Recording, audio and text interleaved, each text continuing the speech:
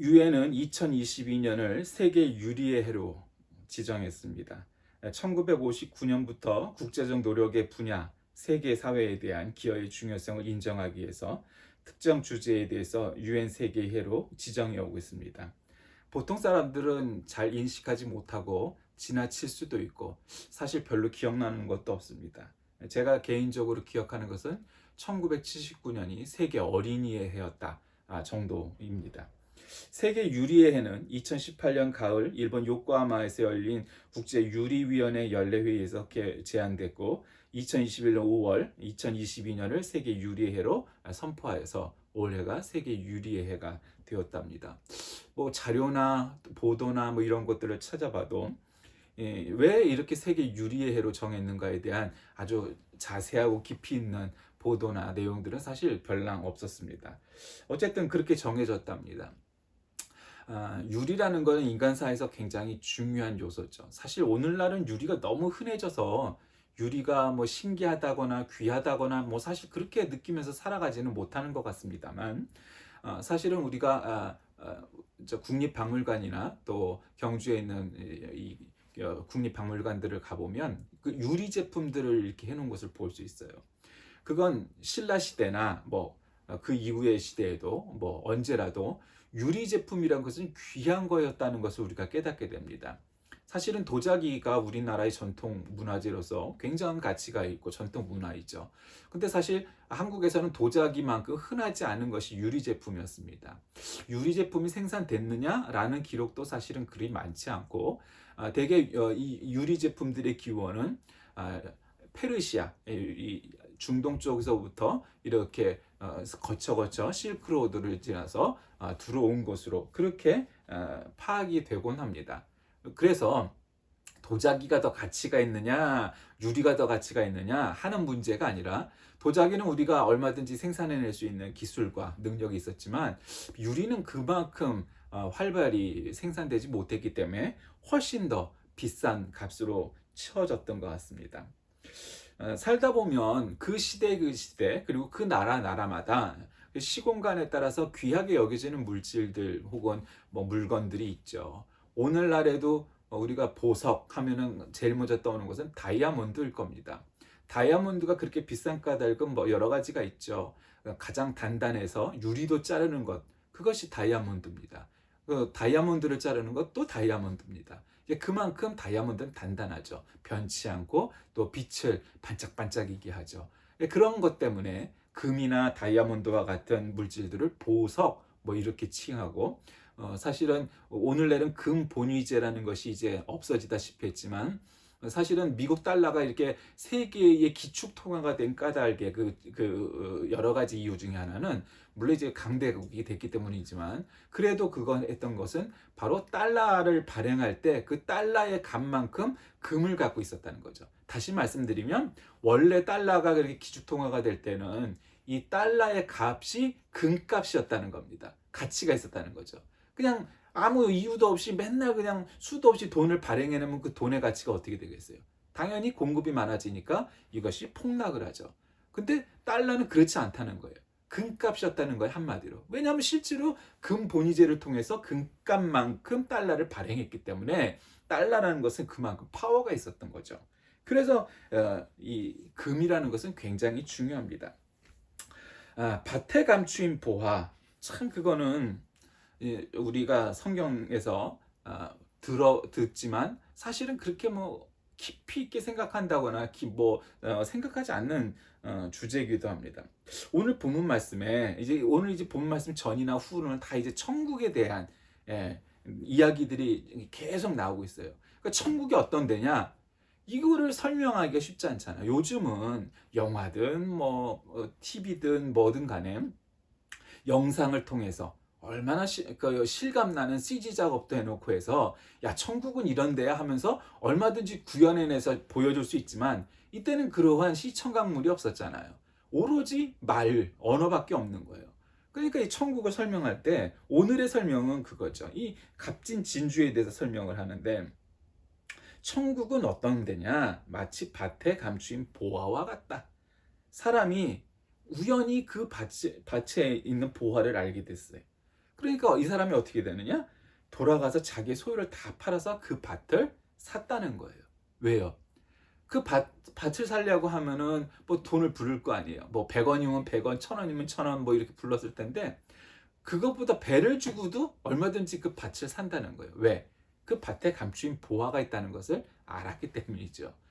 그리고 또 뭐 요즘 시대에 적용해 갖고 그 소유는 다 국가에 있고 어쩌고 이렇게 생각을 하는 것은 너무 확장된 의견이고, 이 당시에는 그런 법도 없었거니와 밭에 감추인 보화를 깨달은 자는 그 밭을 두 배를 불러도 세 배를 불러도 산다. 왜? 밭에 보화가 있기 때문이죠. 또 비슷한 비유를 또 드십니다. 또 천국은 마치 좋은 진주를 구하는 장사와 같으니 극히 값진 진주 하나를 발견하며 가서 자기의 소유를 다 팔아 그 진주를 사느니라. 사실 우리가 이 말을 참 깊이 있게 100% 이야기는 힘듭니다. 왜냐하면 그 컨텍스트를 우리가 이해해야 되는데, 아주 기본적인 컨텍스트는 이런 거예요. 여러분, 이스라엘은 이 지중해와 사해 그 사이에 이렇게 있어요. 물론 사해는 뭐 바다는 아니지만 큰 바다로 따지면 이제 홍해가 있죠. 근데 이제 주로 바다라고 한다면 지중해예요. 지중해는 여러분 다 아다시피 지중해성 기후가 되게 기후가 세계에서 가장 좋은 기후가 지중해성 기후라고 말을 할 정도로 사시사철 온난하고 기후가 좋은 지역이잖아요. 그러니까 진주라는 건 뭐예요? 바닷가로 가야 진주를 구할 수가 있어요. 이때 뭐 양식 진주가 있는 것도 아니고 우연히 그 진주가 있는 조개를 사람들이 알겠죠. 그래서 그 조개를 잡으면 진주가 있나 확인을 했을 거예요. 먹기 전에. 우연히도 그게 접어가면 먹다가 그 진주가 나오기도 했었겠죠. 그러니까 오늘날은 진주가 양식이 되니까 진주가 이렇게 흔해졌지만, 그래서 어떤 면에서 보면 보석 중에도 그리 비싼 보석이라고 볼 수 없는 상황에 처해져 있지만, 이 당시에는 어떤 면에서는 금보다도 더 귀했다고요. 금이라는 건 이제 어디 광산이 발견되면 거길 캐면 되니까 그 정도는 다 알았지만, 진주라는 건 이거 복불복이잖아요. 그러니까 어떻게 이해하면 되느냐면, 좀 다른 비유지만 오늘날의 로또 복권하고 비슷하다고 보면 돼요. 복권을 다 샀다고 그게 다 당첨되는 건 아니잖아요. 하다못해 뭐 5천 원이든 만 원도 함부로 되는 게 아니에요. 근데 로또 당첨되는 것처럼 조개를 잡았다고 다 진주가 있는 게 아니에요. 그러니까 어떤 면에서는 금보다 더 귀했다고요. 그리고 또 지금 이 성경에 기록되어 있는 배경들을 보시면, 이 성경의 배경들은 대개 예루살렘, 뭐 베들레헴, 뭐 가버나움, 갈릴리. 그러니까 여기가 다 완벽한 바닷가 쪽이 아니에요. 그러니까 오늘날로 따지면 차 타고 그냥 뭐 가면 되겠죠. 길이 아무리 뭐 나쁘고 뭐 검문소가 있건 없건 뭐 그렇겠지만, 뭐 이스라엘이 큰 나라는 아니니까 이 당시로 따지면 맨날 며칠을 걸어야 바닷가를 갈 수가 있는 거예요. 그러니까 다시 말씀드리면 진주 자체도 지금의 가치와는 전혀 다른 의미의 가치였을 뿐더러 바닷가를 가보는 것조차 일생 바다를 못 보고 죽는 사람도 꽤 많아요. 그러니까 오늘날에도 여러분 믿으실지 모르겠지만 이 러시아 사람들 중에 그런 고백을 하는 사람들이 많아요. 한국 가서 좋은 점 뭐 말해보세요. 그러면 거리가 깨끗해요. 뭐 지하철이 뭐 버스가 편해요. 뭐 어쩌고 저쩌고 하는 중에 잘 이해가 안 되는 한마디가 있어요. 그건 뭐냐면 바다를 언제나 볼 수 있어서 좋대요. 그러니까 그 얘기는 뭐냐면 차 타고 뭐 2시간만 가면, 대한민국은 어느 지역에서는 2시간만 가면 바다를 볼 수 있다는 거예요.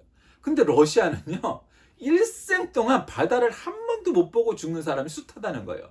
뭐 바다가 없는 몽골은 뭐 말할 것도 없고, 러시아는 여러분 세계에서 가장 큰 해안선을 갖고 있는 나라잖아요. 제일 큰 영토가 있으니까. 물론 이제 북부는 사실 뭐 바다랄 것도 없이 많이 얼어 있지만 어쨌든 바다예요.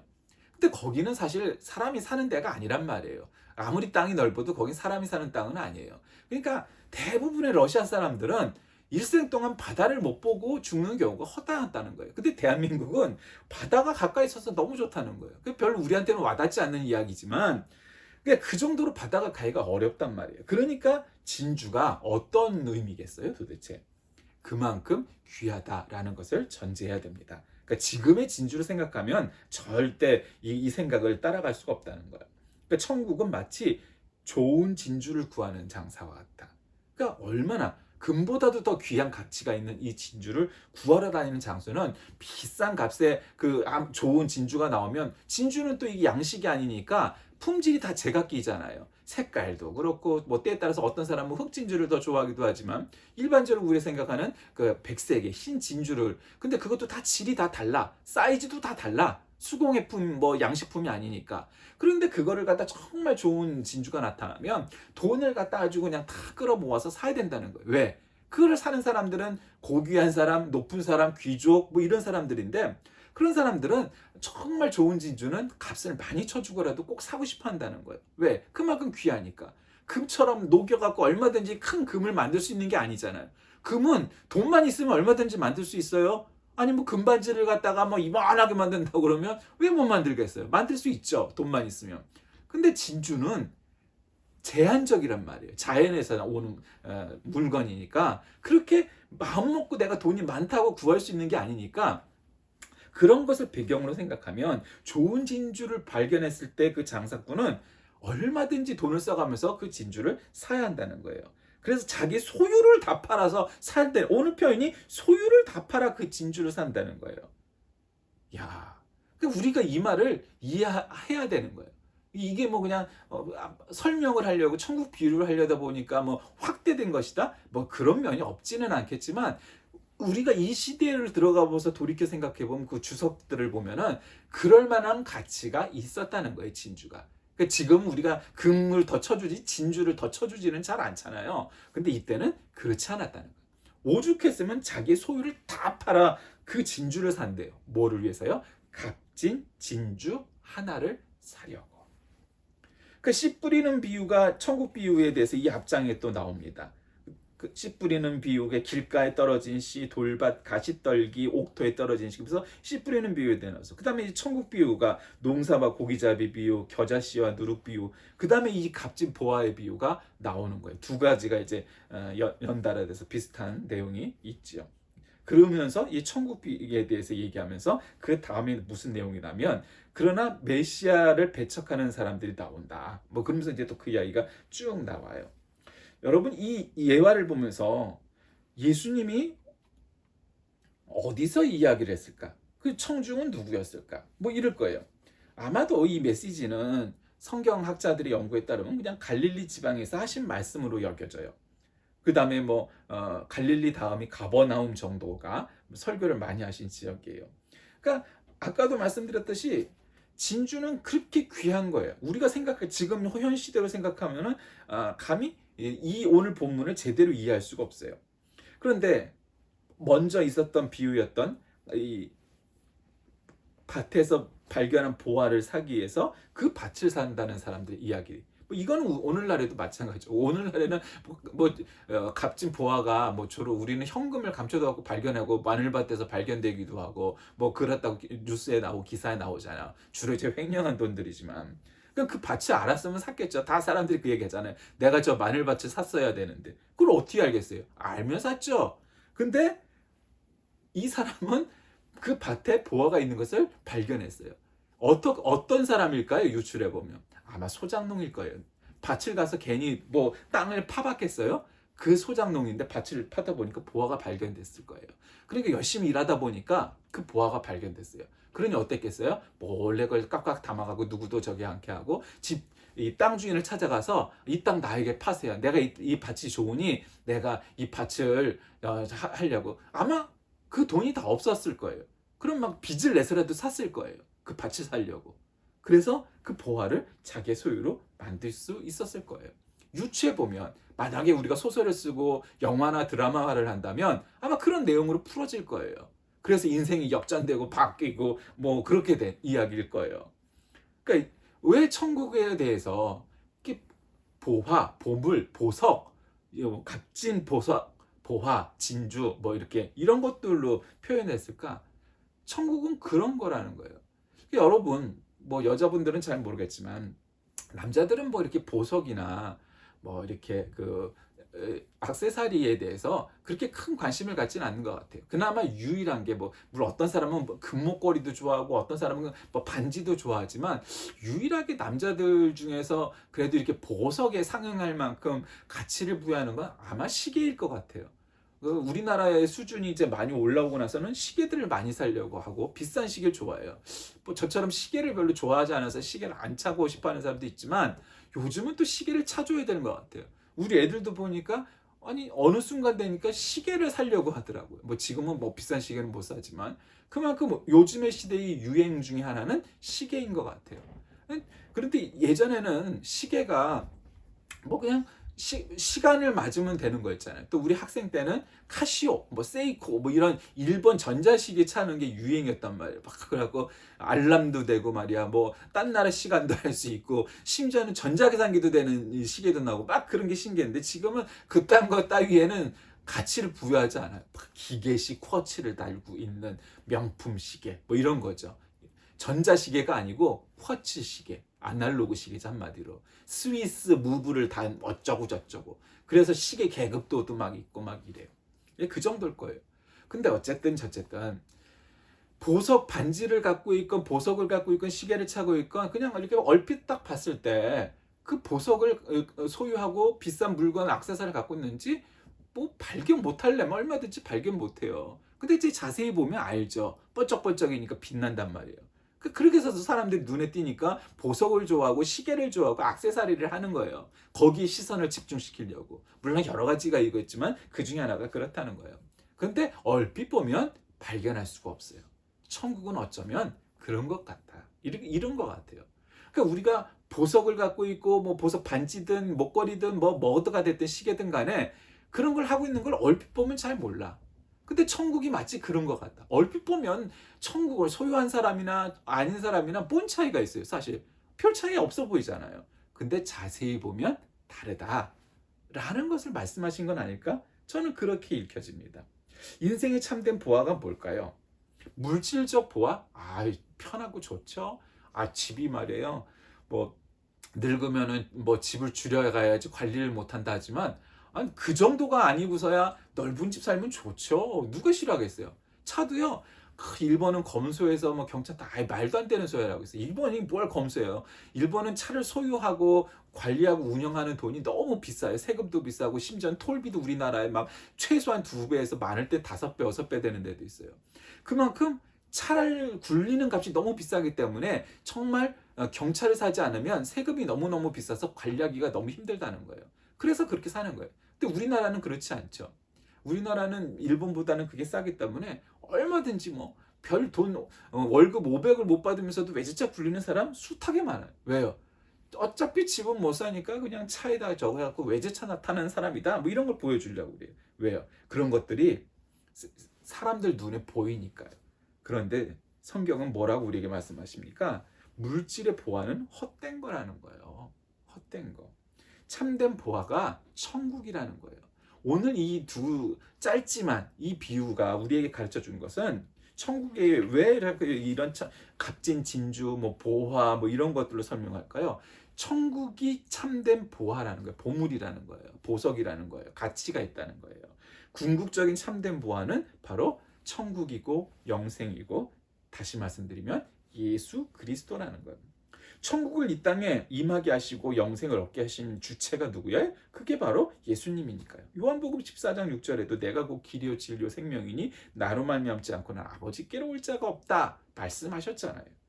하나님이 세상을 이처럼 사랑하사 독생자를 주셨으니 이는 저를 믿는 자마다 멸망치 않고 영생을 얻게 하려 하심이라. 다른 구절은 뭐 개역개정판으로 많이 이해도 되지만 참 이 구절들은 옛날 개역판 성경으로 워낙 익숙해져서 어쨌든 그렇게 말씀하셨어요. 그러니까 궁극적인 보화는 누구다? 예수님이다 이거예요. 그러니까 복음이란 어떤 것이냐? 밭에 감추어진 보화와 같다 이런 거예요. 복음이란. 왜냐하면 복음이 천국으로 이끌어가는 매개니까요. 복음은 옛적에는 선지자를 통해서 주셨죠. 마지막에는 결정적인 마지막 카드는 뭐였어요? 하나님이요 하나님의 아들이신 예수 그리스도를 통해서 우리에게 주셨어요. 그러니까 사람들은 예수님을 믿기만 하면 이 영생을 소유하고 천국을 갈 수 있는 티켓을 얻는 것과 똑같아요. 요즘 옛날에는 우리가 뭐 기차를 타건 아니면 영화를 보건 아니면 경기장에 가서 뭐 운동 경기를 보건 그러면 우리가 다 뭐를 사야 돼요? 입장권 혹은 뭐 표, 영어로 말하면 티켓을 사는 거잖아요. 옛날에는 그 티켓을 어떻게 샀어요? 인터넷으로 딱딱해서 사는 게 아니니까 다 현장에 가서 그 표를 손에 쥐어야만 우리가 그 표를 갖다가 구했다고 생각을 했어요. 근데 요즘은 여기 외국 사람들이 와서 신기하게 여기는 것 중에 하나가 한국은 기차 들어가는 이그 개찰구에 아무 제지가 없이 그냥 아무나 들어가. 옛날에는 여러분 그 막 시골에서 올라온 분들 이렇게 부모님들 가실 때에 물건을 또 이렇게 싸고 가면은 그 기차 타는 데까지 무거우실까봐 들어다 드리려고 그러면 입장권이란 걸 또 따로 쌌어야 했어요. 여러분 기억하실지 모르지만. 근데 요즘 입장권이 있어요? 그냥 들어가서 그거 올려다 드리고 와도 아무도 뭐라 하는 사람이 없어요. 그 일본은 그 개찰구를 만드는데 그 개찰구 한 대가 1억이래나 2억이래요. 근데 그게 수백 개의 역마다 그게 있다고 생각해 보세요. 얼마나 거기에 돈을 썼겠어요. 그냥 아주 지저분하게 거기다가 뭘 많이 만들어 놨어요. 우리 일본의 그 개찰구는 똑바로 들어가도 이렇게 들어가도 사방으로 어떻게 들어가든 간에 그 표를 다 인식할 수 있다는 거예요. 웃기는 얘기죠. 그걸로 개발을 해갖고 발전을 시켰어요. 근데 한국은 어떻게 했어요? 그걸 다 없앴어요. 이게 디지털의 전환이죠. 아날로그에서. 우리는 표가 없어요. 근데 그렇다고 표가 없어요? 아니요. 우리 다 알잖아요. 보통 어지간한 분들은 이 코레일 들어가갖고 거기서 다 자기 자리까지 자기가 어느 자리인지를 알고 예약을 해요. 그러면은 내가 그 예약을 해놓고 그 자리에 가서 그 시간에 맞춰 가서 그 기차를 딱 타면은 뭐라는 사람이 없어요. 뭐 요즘은 직원이 표를 검사하지도 않는 것 같아요. 그냥 자기 자리만 앉아 있으면 검사조차도 안 해요. 근데 이제 그 사람은 다 그 자리가 표가 평택에서 샀으면 평택, 대전이면 대전, 누가 탄다라는 걸 알고 있으니까 그걸 확인하겠죠. 뭐 그 정도도 없겠어요. 근데 이제 자리가 없는데 앉아 있는 사람은 괜찮은데 뭐 자리가 여유가 있으면은 뭐 앉아 있을 수도 있겠죠. 그냥 그런 것들 다 파악을 할 거예요.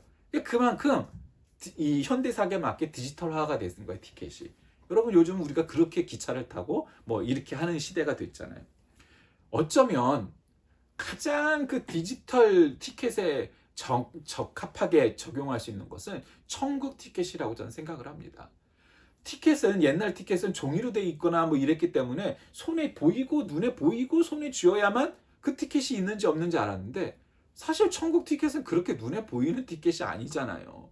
우리 마음속에 우리 영혼으로 우리의 믿음으로 가진 티켓이에요. 그러니까 야 그 티켓 내놔봐 그러면 뭐 티켓을 보일 수 있겠어요? 없어요.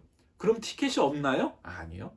우리의 앱 속에 우리 심령의 앱 속에 다 담겨져 있는 줄 믿습니다.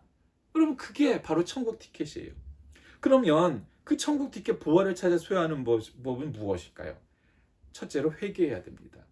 주님은 죄인을 불러 회개시키러 오신 분입니다. 의인 때문에 온 게 아니고 죄인 때문에 왔다는 거예요. 그 모든 사람은 다 죄인이에요. 나는 의인이다 주장하는 사람은 다 말도 안 되는 얘기예요. 우리 모두는 죄인이에요.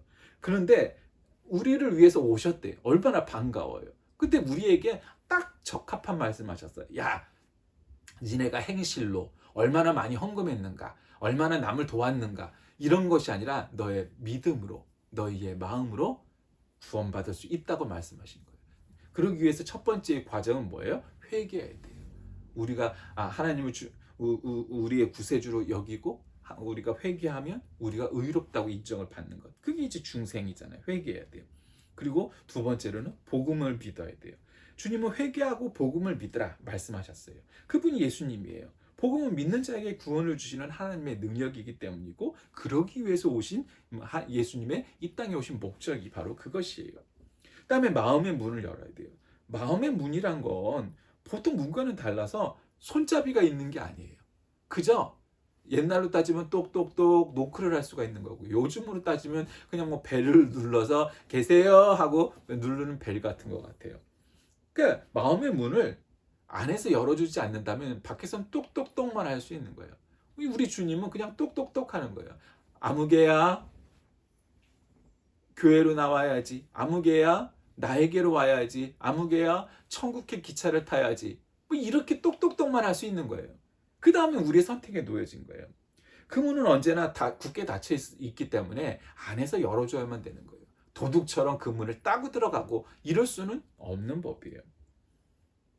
그래야 우리가 천국 티켓, 값진 진주, 복음을 소유한 하나님의 자녀 될 수 있는 겁니다. 여러분, 그러기 위해서 어떻게 돼요? 오늘 본문 말씀에 딱 하나가 분명히 나와 있습니다. 밭에 감추인 보화를 때문에 그 밭을 사는 농부도 그렇고 그 사람도 그렇고 비싼 진주를 발견한 그 진주 장사도 그렇고 어떤 결론이 나와요? 결국 그것들을 소유하기 위해서 모든 것을 자기의 소유를 팔았다고 그랬어요. 여러분, 성경을 읽을 때 요까지는 너무 좋아? 요까지는 얼마든지 할 수 있을 것 같아. 근데 그 다음번에는 이건 나는 못할 것 같아. 이렇게 되면 이거는 완전한 의미가 구현이 안 되잖아요. 신자란 자기의 소유를 팔아 밭에 감추인 보화, 비싼 진주를 사는 사람인 거예요. 왜? 그것이 가치가 있기 때문이에요. 여러분, 요즘은 시대가 잘 살게 됐어. 가끔 이렇게 보면 TV나 뭐 미디어에 나오는 사람들 보면 신기한 사람들 되게 많아요. 우표를 모으는 사람, 동전을 모으는 사람, 자동차 매니아, 뭐 낚시, 등산, 뭐 세계 여행, 캠핑, 차박, 뭐 서핑, 뭐 자전거. 여러분, 자전거도 비싼 자전거 얼마쯤 할 것 같으세요? 그냥 간단해요. 차값만큼 비싸다 생각하시면 되는 거예요. 근데 우리가 차값이면은 뭐 보통 우리가 보통 서민들이 타는 차도 한 2천만 원, 3천만 원 하잖아요. 그만큼 해요, 자전거가. 그러니까 뭐 오토바이가 아니고 자전거가 그렇다는 거예요. 그러니까 제가 드리고자 하는 말씀의 요지는 뭐냐? 사람들이 먹고 살만하니까 자기가 정말 좋아하는 취미 생활에 돈을 아낌없이 투입하는 시대가 됐어요. 2천만 원짜리 자전거 타는 사람이고요, 3천만 원짜리 자전거 타는 사람이 있어요. 캠핑이 좋고 차박이 좋아서 자동차를 사서 개조를 하면요, 차값은 2천만 원인데 개조비가 4천만 원 드는 차도 있어요. 차박하려고. 그렇게 해갖고 자기가 좋아하는 취미 생활과 행복을 위해서 그렇게 구현을 해요. 그게 요즘 시대예요. 요즘 경향이고. 뭐 대부분 그래요. 먹고 사는데 지장이 없고 그냥 더 행복하고 싶어하는 사람들은 자기 취미 생활을 위해서 그와 같은 일들을 감당하는 거예요. 여러분, 그거 얼마든지 그렇게 해요. 그럼 어떤 사람이 생각할 때는 야, 미쳤다. 자전거를 2천만 원, 3천만 원 주고 산다고? 야, 차값은 2천만 원인데 거기다 4천만 원을 갖다 투자해서 그거를 차박을 할 수 있게 만든다고? 이해가 안 될 수 있잖아요. 안 되죠. 안 되는 거예요. 그걸 관심 없는 사람. 거기 관심 있는 사람만, 애정이 있는 사람만, 정말 거기에 마음이 있는 사람만 그렇게 할 수 있는 거예요. 없는 사람은 이해할 수 없어요. 신앙생활이 그런 거예요. 아니, 이렇게 날씨가 좋은데 교회 가서 예배를 드린단 말이야? 빨리빨리 놀러 가야지. 희생할 각오가 있어야 돼요. 여러분, 집 팔아서 신앙촌 들어가듯이 교회에 그러자는 얘기가 아니에요. 근데 그럴 각오가 있느냐? 우리의 목숨이 위협받을 때도 우리의 믿음을 지킬 수 있겠어요? 그게 믿음인 거예요. 그래서 알곡과 가라지라는 비유가 성경에 나오지 않습니까? 우리는 하나님의 나라가 얼마나 소중한가를 알면서도 가끔은 현세의 물질적인, 세속적인 가치 때문에 천국의 티켓, 값진 보화, 값진 진주를 잃어버리고 사는 경우가 너무 많은 것 같습니다. 천국은 하나님의 구원의 소식을 들을 때 마음을 부드럽게 하는 가운데 자기의 모든 것을 포기하면서 그 복음을 받아들이면 죽을 때까지 그 보화를 놓고 싶지 않은 그것이 진정한 신자입니다. 그러므로 우리는 우리의 소유, 경험 따위를 다 버리고 오직 주님을 영접하고 의의 열매를 맺는 삶을 사는 것. 그것이 성경이 우리에게 가르쳐주는 신자의 삶, 그리스도인의 삶이 아니겠습니까? 여러분은 정말 여러분 마음의 밭에 값진 보화를 갖고 계십니까? 값진 진주를 자기 소유를 다 팔 만한 그런 값진 진주를 발견하셨습니까? 그것이 그저 세상적인 취미나 모으기나 보석이나 가방이나 차나 집이나 그 따위의 물건들이 아니고 그것이 세상 무엇과도 바꿀 수 없는 천국을 소유하고 계신 분입니까? 그것이 값진 진주, 값진 보화라고 성경은 말씀하십니다. 이 값진 진주 보화를 우리 마음에 소유하고 있는 저와 여러분이 다 되시길 주의 이름으로 간절히 기도드립니다. 살아계신 하나님, 우리의 마음의 밭에는 정말 값진 보화, 값진 진주가 있는지 되돌아보는 하루가 되게 하시고 세상적인 것들이 아니라 오직 구원을, 오직 복음을, 오직 주님만을, 오직 천국을 소유한 자들이 되게 하여 주옵소서. 예수님의 이름으로 간절히 기도드립니다. 아멘.